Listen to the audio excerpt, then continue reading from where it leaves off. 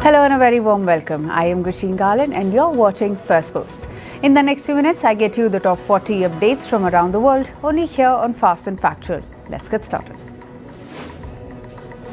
We begin with the latest from South Asia. India's Prime Minister Narendra Modi, who is on a two-day visit to his home state Gujarat, held a roadshow in the city of Gandhinagar. During a public event, he launched a new initiative to guide Gujarat's next phase of urban expansion.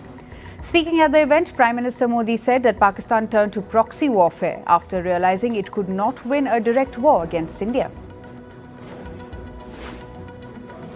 Meanwhile, India clears a key execution model for its first fifth-generation stealth fighter, the Advanced Medium Combat Aircraft or AMCA.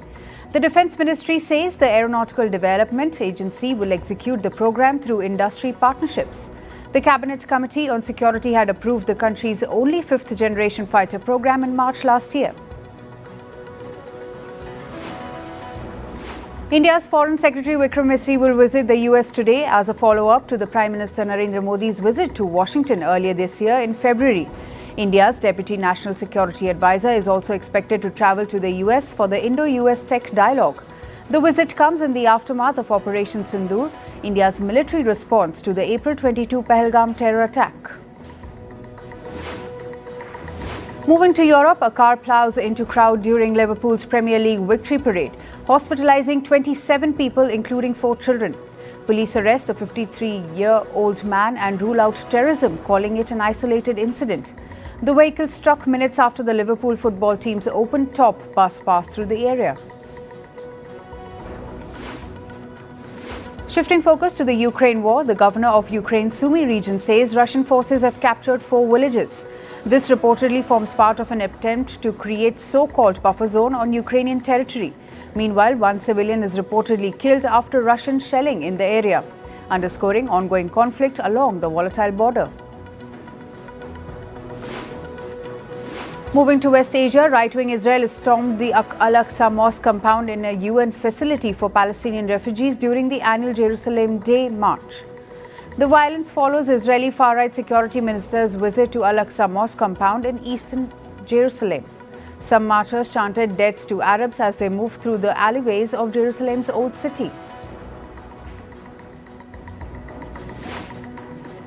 Meanwhile, Israel said it intercepted a missile and another projectile fired from Yemen where Houthi rebels had regularly launched attacks.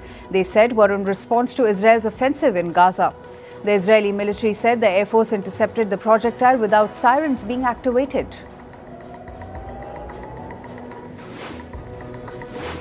Travel bans on former acting presidents amid an investigation into ex-leader Yoon Suk-yeol's failed December martial law attempt. This comes as political tensions remain high in the country that is set to go for elections next week. North Korea condemns US President Donald Trump's Golden Dome missile shield plan as a very dangerous threat that could trigger nuclear war in space.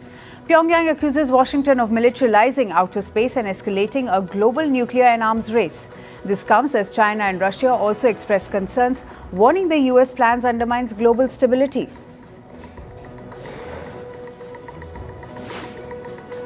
In the United States, President Donald Trump says he is considering redirecting $3 billion in federal research grants away from Harvard University to trade schools within the country. This comes amid ongoing disputes, including Trump's recent move to block Harvard from enrolling foreign students and accusations of left-wing bias.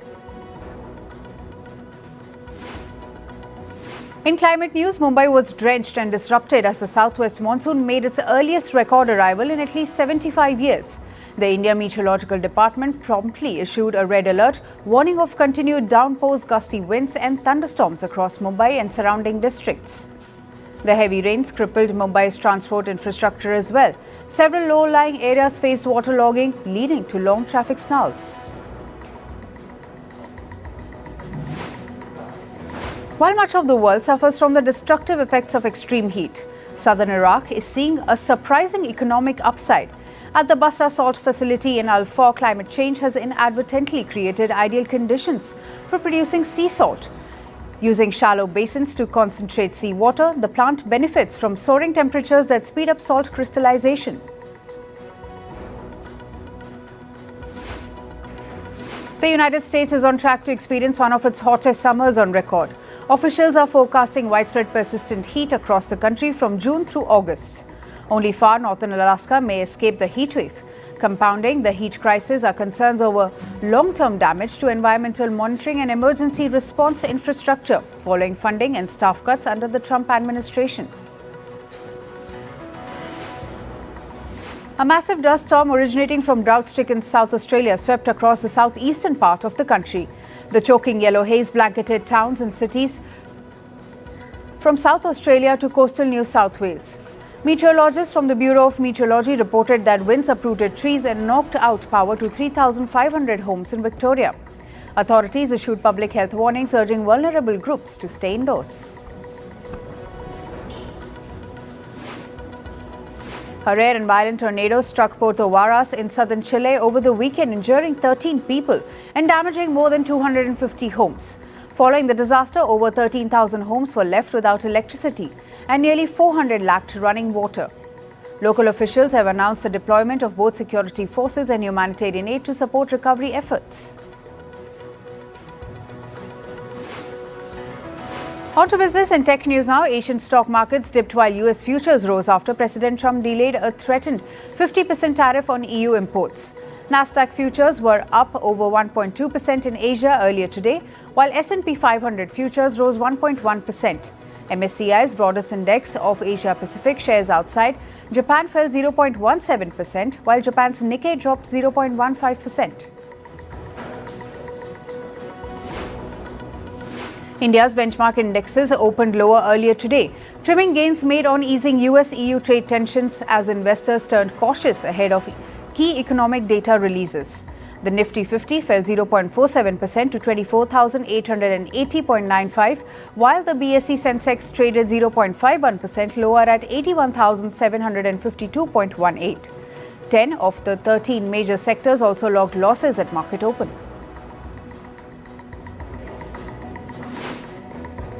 South Africa has offered to buy liquefied natural gas from the United States over a 10-year period as part of proposals to secure a trade deal.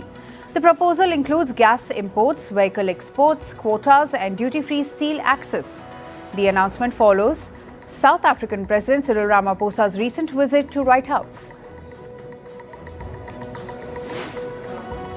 Britain announces a record $4 billion plan to boost local skills training, government says. 120,000 new training spots will be created in key sectors. The plan aims to reduce dependence on foreign workers amid immigration curbs. A new report suggests the Bank of Korea will lower its key policy rate by 25 basis on Thursday. This as the country's GDP contracts 0.2% in the first quarter and inflation holds nearly target at 2.1% in April, close to the bank's 2% target. Tesla's car sales in Europe fell 49% in April from a year earlier, even as battery electric vehicle sales across the region rose nearly 28%. This as Tesla faces protests against Elon Musk's political views. Tesla's market share halved into 0.7% as Chinese brands and hybrid vehicles gained ground.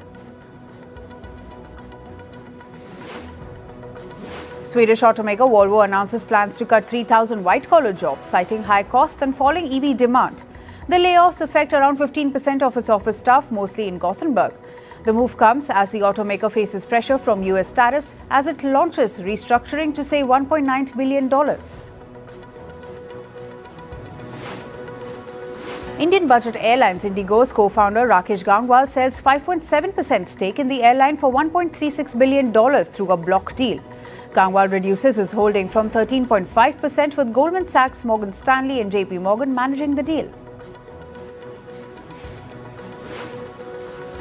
Southwest Airlines ends its long-standing quote-unquote bags fly free policy, introducing fees of $35 for the first checked bag and $45 for the second. The airline will still allow 2 free checked bags for a list preferred members and premium fare passengers. Trump Media and Technology Group reportedly plans to raise about $3 billion to invest in cryptocurrencies like Bitcoin. The firm aims to secure $2 billion through equity and $1 billion via a convertible bond ahead of a major crypto event. Moving to sports, we begin with cricket. Punjab beat Mumbai by 7 wickets in the ongoing Indian Premier League. After taking to field in Jaipur, Punjab restricted Mumbai at 184 runs, even as Surya Kumar Yadav hit a 57-run knock. In response, Punjab chased down the total with 9 balls remaining. Josh Inglis was awarded player of the match for his 73-run knock of just 42 balls. In football, Liverpool Football Club released a statement after a deadly trophy parade incident. The club says they are in direct contact with the authorities over the investigation of the matter. The club also expressed concern over those affected by the car ramming incident.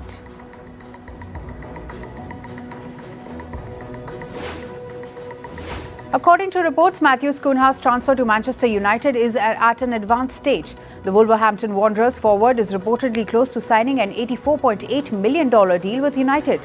Cunha has made 92 appearances since arriving at Wolves, scoring 33 goals for the club.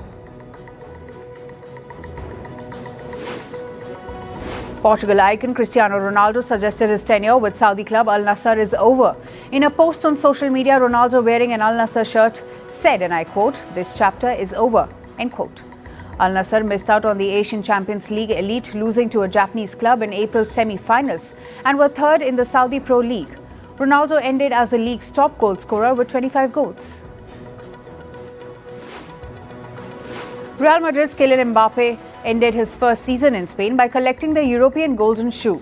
The French footballer scored twice in Real's final league game on Saturday, ending with a total of 31 goals. With this, Mbappe became the third Real Madrid player after Hugo Sanchez and Cristiano Ronaldo to win the coveted award. In tennis, men's world number 8, Kasparer advanced in the French Open. The Norwegian beat Spain's Albert Ramos Vinolas 6-3, 6-4, 6-2. Addressing the Spaniard rival, Rudd said, and I quote, "In the beginning of my career, he was always beating me, so I had a lot of work to do to get some revenge," end quote. Men's world number 1, Yannick Sinner advanced in the French Open. The Italian beat Frenchman Arthur Rinderknecht 6-4, 6-3, 7-5. The 23-year-old Italian claimed victory in 2 hours 15 minutes. This was Sinner's 7th match since returning from a 3-month doping suspension. Women's world number 5, Iga Świątek also advanced in the French Open. Świątek beats her Slovak opponent in the straight sets. The Polish star will next be challenged by Emma Raducanu of Britain in the round of 2.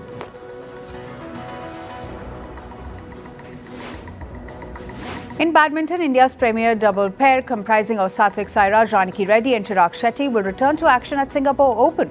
The duo is back after 2 months after pulling out of All England Championship mid-tournament due to Shetty's back injury.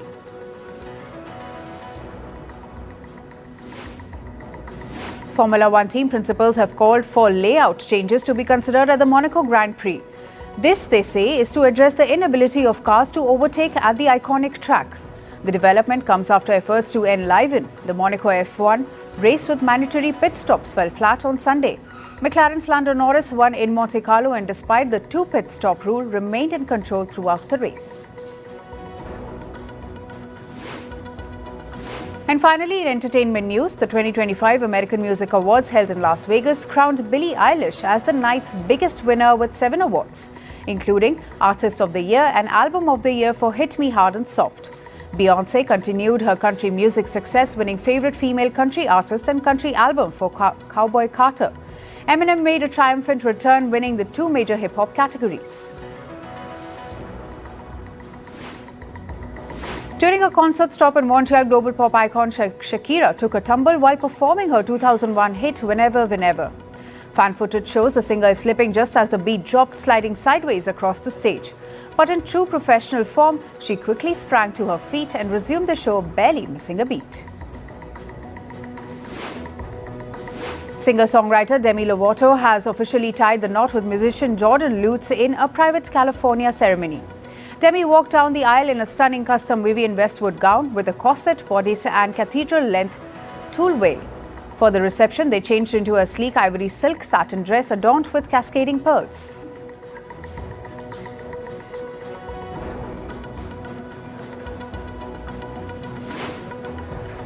Ryan Reynolds revealed that he pitched an R-rated Star Wars project to Disney, emphasizing that he envisions the story with emotional depth rather than gratuitous violence. R-rated is a Trojan horse for emotion, Reynolds explained, suggesting studios often shy away from stories that tackle deeper, darker themes under the assumption they won't be commercially viable.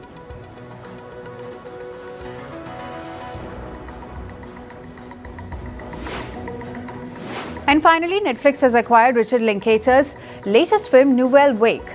This is following its critically acclaimed debut at the Cannes Film Festival. The film received a 6.5-minute standing ovation and drew praise from legends like Quentin Tarantino. While some cinephiles lament the film's limited theatrical future, others applaud its accessibility to a global audience.